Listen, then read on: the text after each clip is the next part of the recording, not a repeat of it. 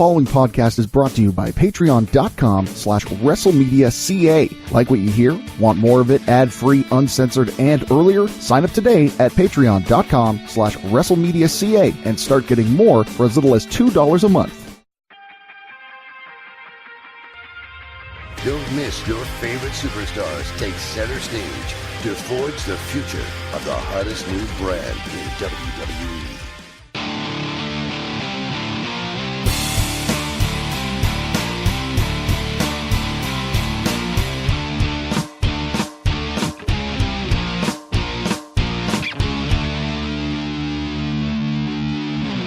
Welcome to Forging the Future, your home for NXT and more at WrestleMedia.ca.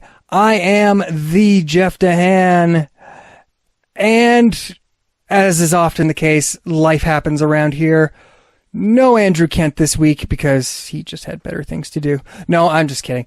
Obviously, it's no news here that, he's got a new job. He's got a lot of different responsibilities now. He's still kind of a newlywed and loves spending time with his wife, so we can't really fault him for a lot of that. So filling in for him, my good, close, personal, dear, longtime friend, Adam Conta. You can't fault him, but I can. I can totally fault him. Andrew, get your butt over here and do this show, dang it. You have a commitment to our listeners and to our patrons who are paying good, hard-earned money to listen to you and this man, Jeff Dehan, talk about NXT and more. Dang it. Now look at that. He's got me cursing. Sure thing, Hank Hill. Dang it. You know, it's so funny because before you and I jumped on the mic, we were talking about your kid and about how for the longest time you felt like he wanted nothing to do with you and like he was all about his mom, which is normal. It's natural behavior for kids. And of course, now you were just telling me about how everything that you're doing, he wants to do too. If you're doing DDPY, he wants to be doing it. If you're podcasting, he wants to be podcasting. And immediately what I thought of was one of the first episodes of the King of the Hill show in which Bobby is trying to impress Hank by getting him to meet Willie Nelson. And Hank is talking to Willie Nelson about how Bobby doesn't have a hero. And then Willie says, well, let me get this straight, Hank. Bobby wants to drive your lawnmower, use your golf clubs, and play your guitar. It sounds like he does have a hero, and that man is Hank Hall, which of course is a great gag because he doesn't know his name. But that's you. You're Hank Hall. just like Connor's hero is Jeff DeCant. Yes, agreed, 100%. That's awesome. So I guess it's a good thing, because if Andrew was here, then we wouldn't be having this witty banter back and forth. True. How's your week been? My week has been all kinds of hectic. I am in training for a secret, top secret mission that I can't say too much about. I don't want to spoil it, don't want to jinx it. But in the meantime, I am just trying to go full steam ahead with WrestleMedia and try to make it the best I can while just basically trying to hold my sanity together by a small piece of wiry thread. It is very helpful when I go over to our Patreon at patreon.com/WrestleMedia.ca and I see all the lovely people who have put a few ducats in the bucket. And if you want to be a lovely person, head to that website right now and then you can get access to our episodes earlier. You can get more of our episodes and you can get them ad-free if you don't want to hear my annoying voice at the beginning and in the middle of our public episodes. But on top of that, I've been making plans. I've been traveling, getting ready to travel as well. If you are one of our patrons and you are hearing this as the show airs on Sunday, well, you can head on down to the Cottage Country Comic-Con. I'm going to be there with members of Northland Wrestling. We are going to be there telling you all about Out With a Bang, happening May the 25th, featuring a main event that you are not going to want to miss, an I Quit match between Dan Jarrus, owner-operator of Northland Wrestling, and his heated, villainous rival, Tomer Shalom. It's an I Quit match, and the company is on the line. And if you want to talk to one of the competitors themselves, Dan is going to be with me at the event, as will Northland Wrestling GM Adam Andrews. Now, if you want to go see the show, come by our booth because we are going to be giving away a family pack of 4 tickets at the Comic-Con. We're going to be there, but we're not the only wrestling related booth that's going to be there. guy you may have heard of. You know, he's former tag team champion, Intercontinental champion, WWE Hall of Famer. Greg the Hammer Valentine is going to be in the house with us. We will be breathing the same air as the Valentine. I'm going to go over and ask for an autograph. I will make sure to give myself plenty of time, though. As we all know, it takes him about 20 minutes to get warmed up to do anything, including autographs. So go make sure that you've got a lot of time. Grab a slice of pizza. Go drop the kids off at the pool, because it's going to be a while, okay? Took my joke. Sorry, Jeff.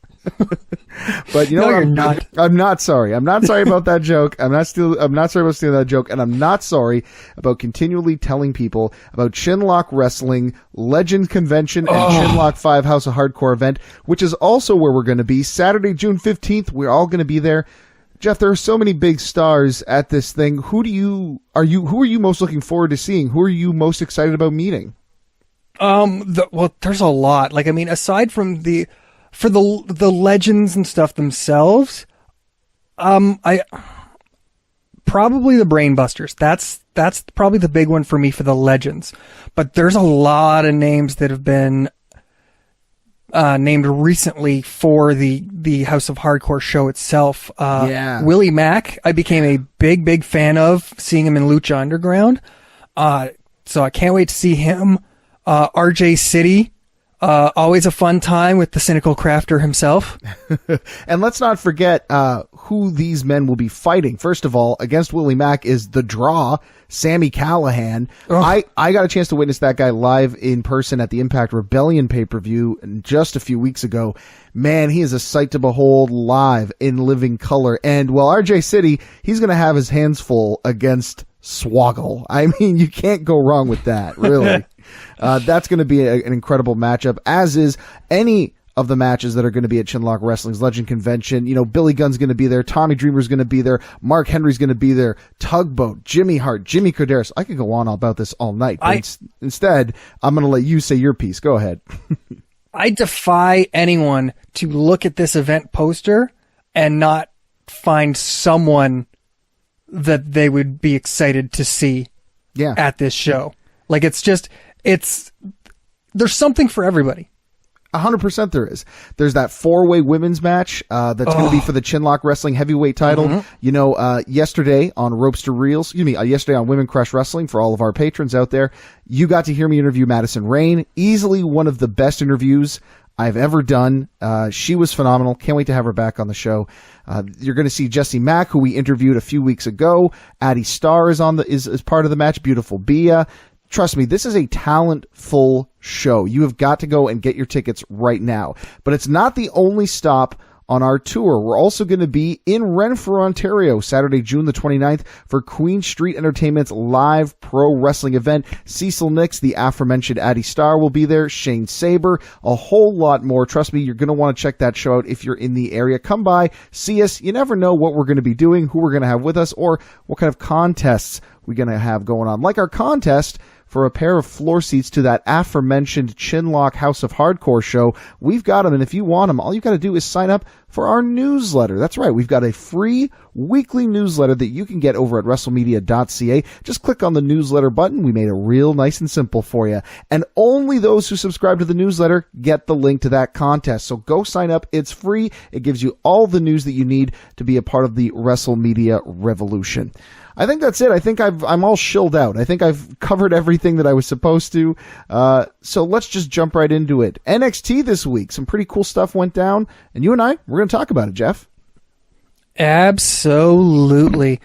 Well, you know what? We'll start with the news first, as I often do. But that will definitely lead into the TV stuff for sure. Interesting note with the WWE in the UK and abroad for the last week or so. Walter and Pete Dunne have been working UK title matches for a lot of these Raw house shows. Oh, really? That's interesting for sure.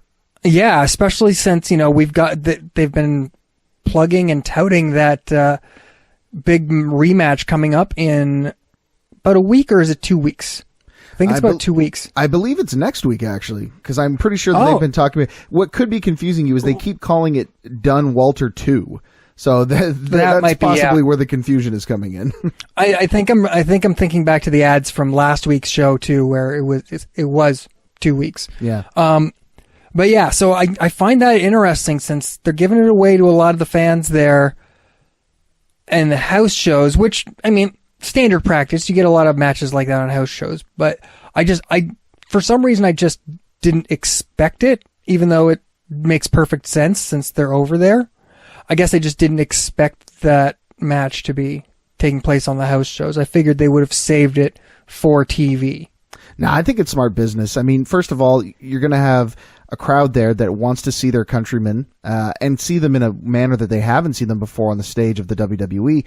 But also, it's a great way to sell tickets to NXT UK events and TV tapings, which are going to be there for the foreseeable future. So you bring these guys out, you say, hey, if you've never seen NXT UK, and if you're not a member of the network, well, then, hey, you're going to want to see these guys on the WWE network every week, or come to our live TV tapings whenever we do them. So I just think it's smart business. It's basically a good way to promote the new brand. So kudos to WWE. Smart business move as far as I'm concerned.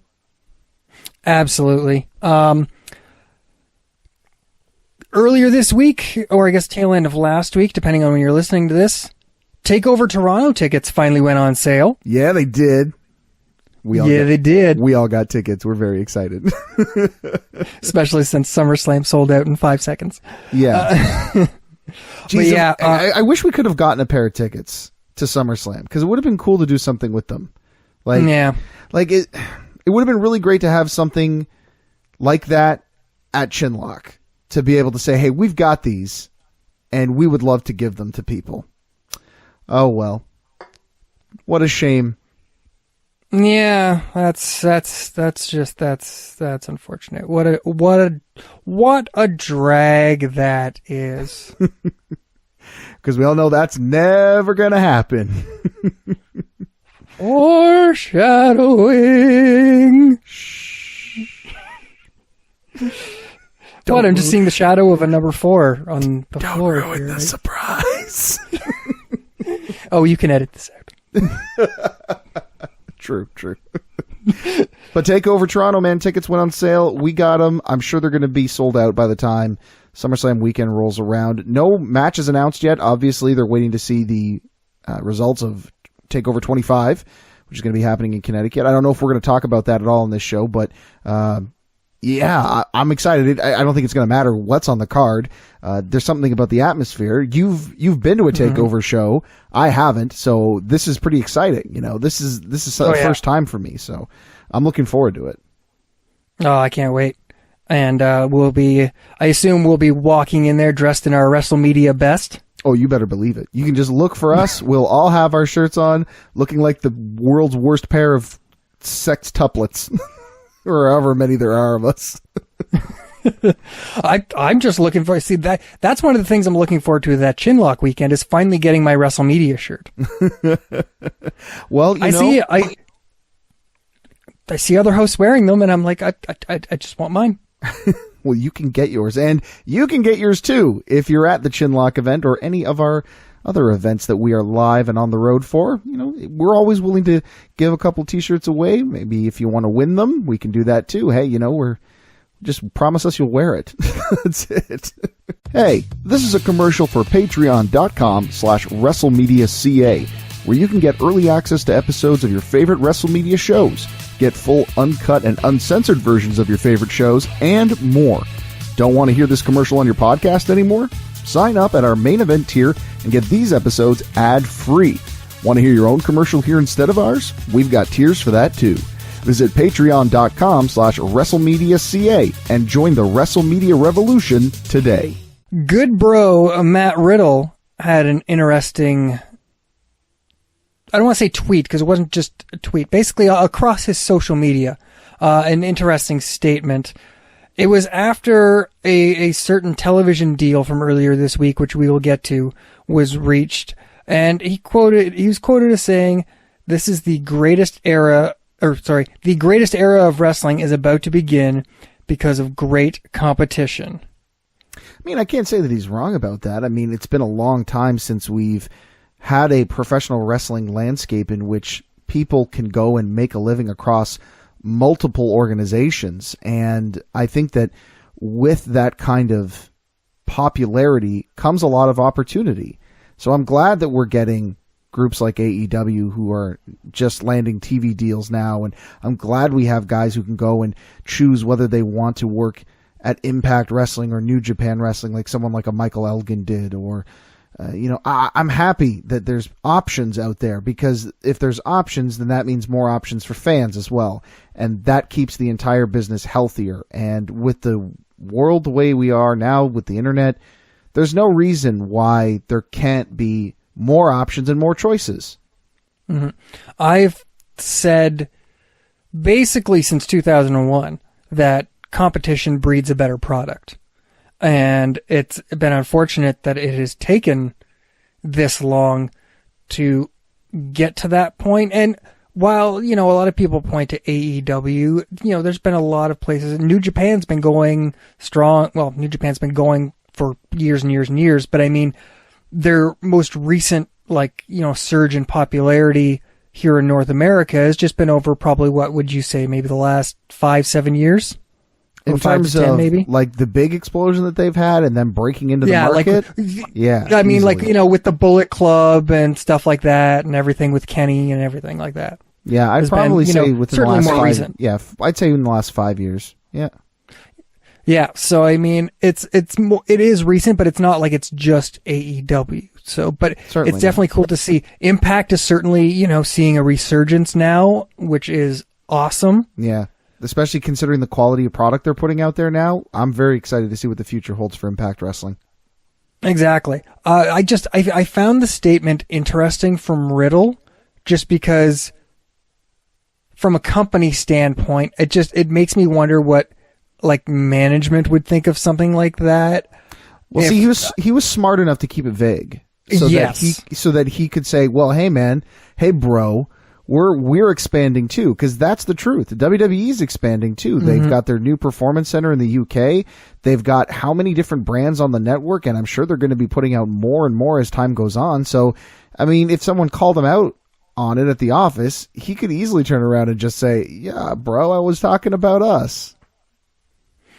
Very true, yeah. And keeping it vague definitely was good. I also think the fact that he's in NXT helps him kind of slip under the radar with statements like this compared to someone who's on the main roster. Definitely. Because that's one of the things I thought of when I saw it. I'm like, I wonder if someone on the main roster could get away with tweeting something like that. Now, I don't think there would be anything major anyways. It's not like it'd be like you're fired. But if I wonder if someone from the main roster had tweeted that, if Dirt Sheets would have picked up on it and said oh, I wonder what WWE's going to think about this, because they mentioned AEW, even though it was vague, but nobody necessarily did.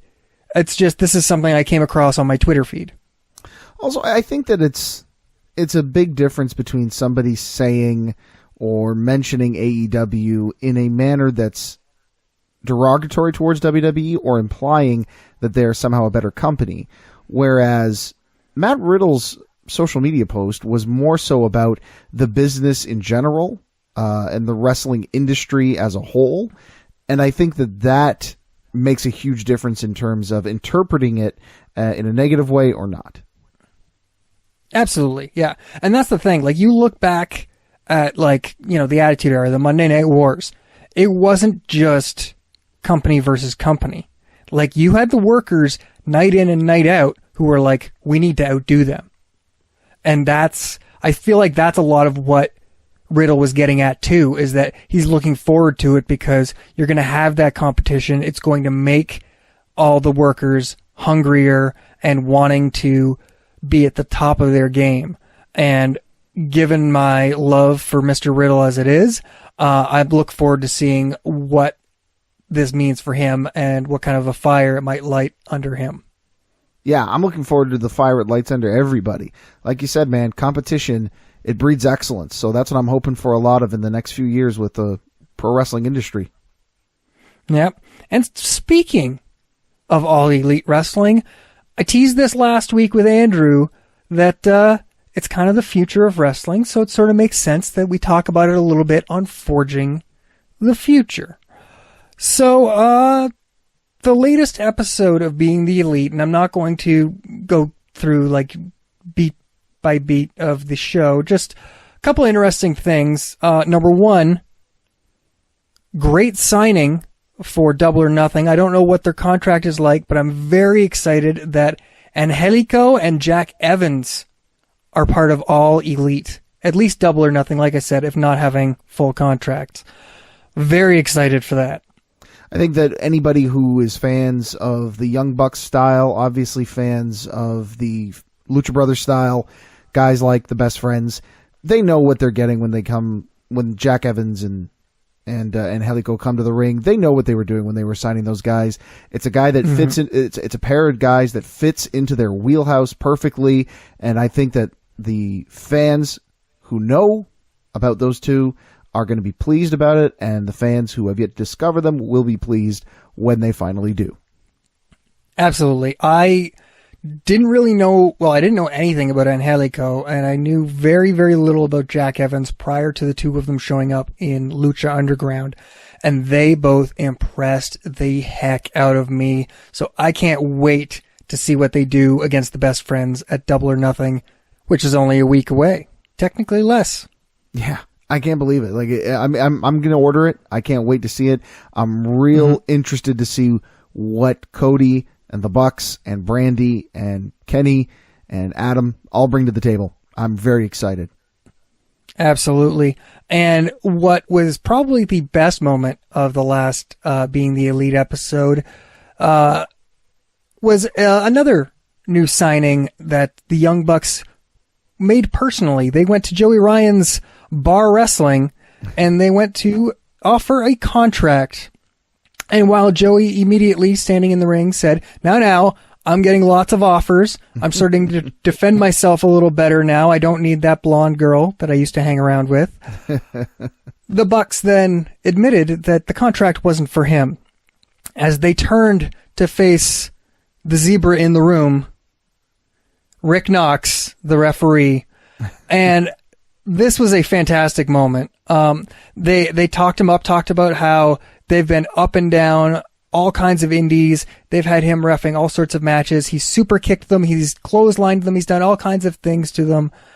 But they were there to offer him a contract. And the look on his face, the genuine joy when they said, so why don't you go quit your day job so you can be a full-time referee for All Elite Wrestling? And like he had to hide his face. I'm sure there were tears of joy. That was such a heartfelt moment. I loved it personally.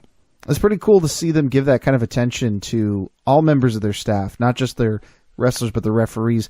On Women Crush Wrestling recently, we talked about them signing Girl Hebner, as she's known, a female referee for their women's division. And Aubrey Edwards. Yeah, exactly. And I'll tell you something. The fact that they're making a big deal out of this is important because there's been a time, most recently, when WWE has shied away from even naming the referees, giving their names out. And I think that's unfortunate because I think when you and I were watching wrestling back in the day, we knew who the referees were. Like, we knew Earl Hebner, we knew Tim White, we knew Tony Morello. Joey Morello. We knew Jimmy Corderas. Joey, sorry, why I said Tony. That's okay. Maybe you were confusing with Tommy Young, who was a guy from the 80s that we all knew about. Yeah. Even on the WCW side, Charles Robinson, we know who that is. Pee Wee Moore was a guy that we, Randy Anderson. These are referees, and we knew their names. We knew who they were. Even in, something like TNA or Impact Wrestling, we had, for a while there, Glamour Boy Shane was one of their referees, and then they brought him in to do a little bit of working as well. But point being that, so often we forget the importance of that third person in the ring, that referee that can really make a match into something special. And it's nice to see them get that kind of recognition. Absolutely agree. Interesting side note, Aubrey Edwards actually briefly worked for NXT as well. That's right. I remember she was working with the Mae Young Classic, if I'm not mistaken. Yep. She was the second female referee. Lady Ref Jess obviously got it first. Jessica Carr, but that's what her social media handle is, Lady Ref Jess. So that's just kind of how I refer to her now. Sure. But yeah, so she was obviously the first, but Aubrey was the second. Great to see her get a prominent spot in All Elite Wrestling. And I couldn't agree more. Everything is like, can you picture a wrestling show without a ring announcer? Well, I've seen it done before, but I was not a fan. This is what I'm saying. Can you have a wrestling show without someone to ring the bell? I mean, yes, but at the same time, I've been to shows where that's happened, and it hasn't been great. and that's my point. Everybody has a role, and so often people lose sight of that because the focus is on the wrestlers in the ring, but it's not just about them. It's like, can you do a movie without a key grip, without a best boy? You know, it's a weird analogy, but at the same time, it's kind of the same. You know, a lot of people look at the faces on the screen, you know, and to a lesser extent, the director behind the scenes, but you sometimes lose sight of how many hands bring a project to life and how many people behind the scenes that don't get that kind of recognition that deserve it. And that's what I love about All Elite Wrestling is they really are pushing that, at least with the referees. And, you know, I'm sure as time winds on, they'll do it further with more. I'm not saying they're going to be like, here is our bell ringer. He is all elite. You know, I'm not saying they're going to go that far, but it is great to see them acknowledging the referees on the same level as the rest of the talent. If your role in the company requires an action figure to complete the set, you're important as far as I'm concerned. Yep. Absolutely. That's all I'm saying. Ooh, an AEW action figure deal. That'll be something to see. I'm sure, you know, years from now, but I'm just saying. Anybody you'd like to see them go with? In terms of like a production company? Well, WWE's with Mattel right now, right? They're with Mattel. Mattel's doing great work for them. Obviously, they're taken, but they're doing fantastic work. Jax wasn't bad. I like the Jax Pacific figures. I know a lot of people crap on them, but I thought they were pretty cool. Yeah, I like them. It all depends on what kind of style they went with. Yeah. They should just go full cartoonish and make a deal with Funko.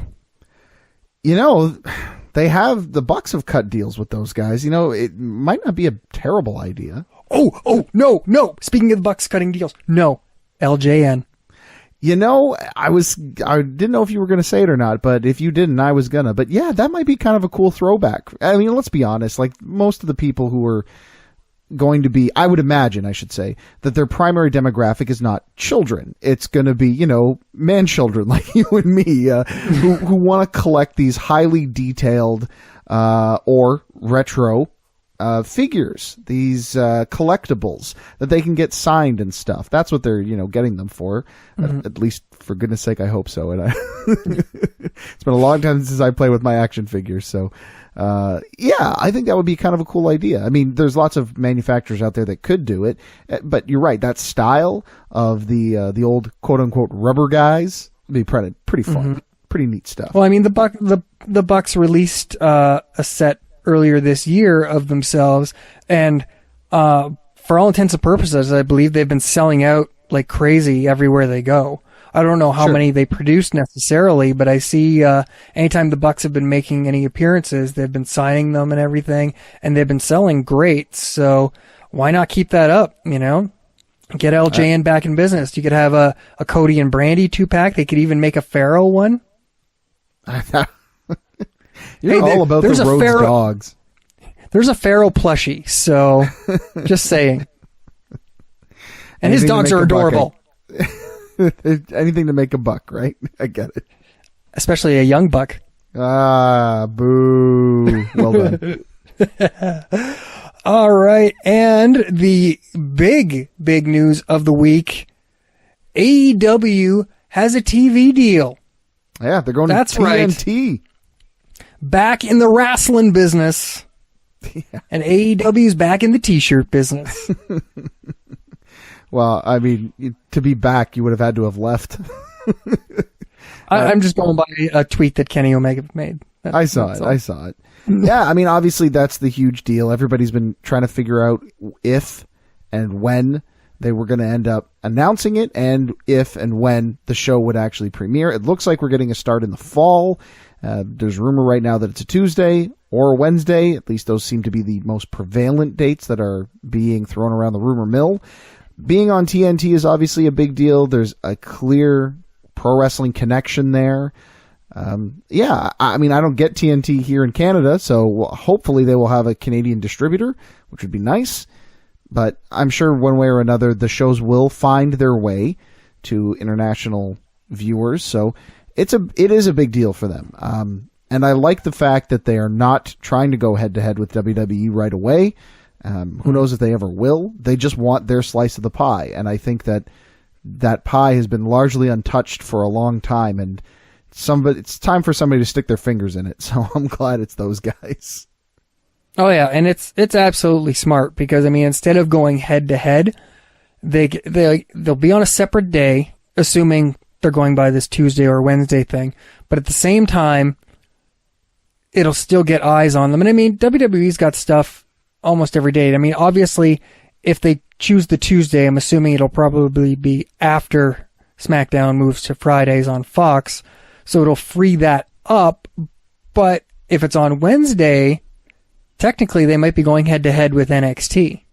I realize right. NXT right now is only on the WWE Network, but it airs on that day, so makes it a little interesting for sure.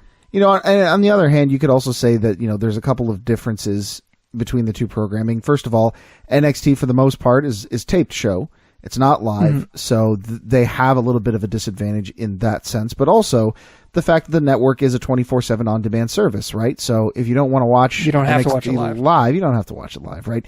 Now, who knows what kind of service that All Elite will offer for the programming once it starts.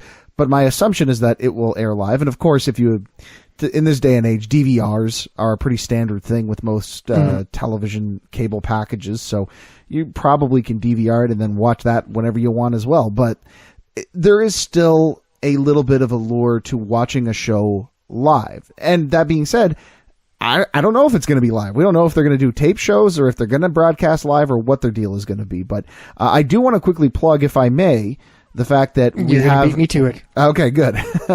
We have somebody who I've been waiting to get on WrestleMedia for a long time. It's Aaron Rakowski, good friend of the show, and he recently wrote an article breaking all of this down. It's incredibly well written, as all of Aaron's stuff is, which is why I've wanted to get him on WrestleMedia for a while. We really highly recommend you go over and check that out at WrestleMedia.ca. Just go to the blog section; it'll be the first one you come across. It's a fantastic read. Go check it out right now. Absolutely. I wholeheartedly second that. I've loved Aaron's writing for a while, all the way back to he's why I got into Last Word on Sports to start writing for them, was because of him. And, you know, I owe him a lot for that. It was really cool. But this is definitely some great stuff. I hope it's only the beginning. I would love to see him contribute a lot more. But yeah, definitely go and check out WrestleMedia.ca. Go and read Aaron's article on the TNT TV deal with AEW. It is a fantastic read. Yeah, it's really well done. Loved it. So glad that he's part of the team. And, before I forget, I wanted to give a shout out to main event patron Andrew Walsh, for nothing to do with wrestling, but he actually turned me on to a new band this week. So shout out to you, Andrew. Thank you very much. All right. What? It's the easiest way for him to hear it. You're assuming he listens to the show, and he better. You'd probably dig them too. Beasto Blanco. Check them out, sir. All right, I will. I've got my homework. They sound like Rob Zombie and feature Alice Cooper's daughter. Nice. I'm in. I don't think you need any more incentive than that. Certainly don't.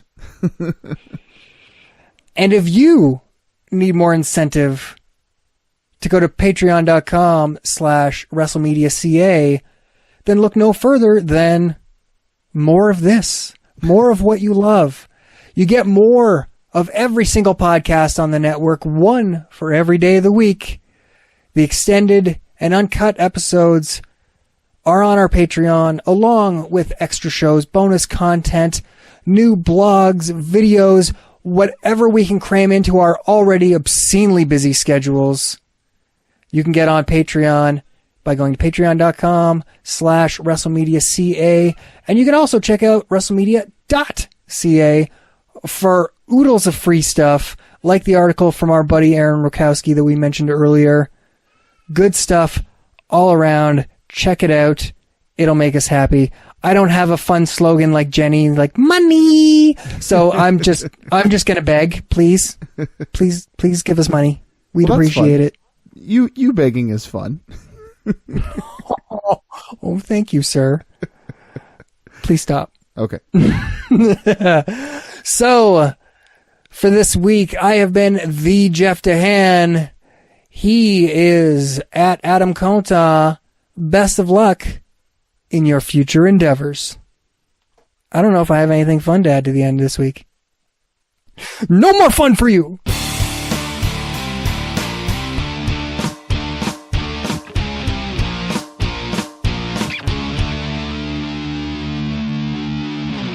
This has been a presentation of WrestleMedia, where everything is wrestling and wrestling is everything.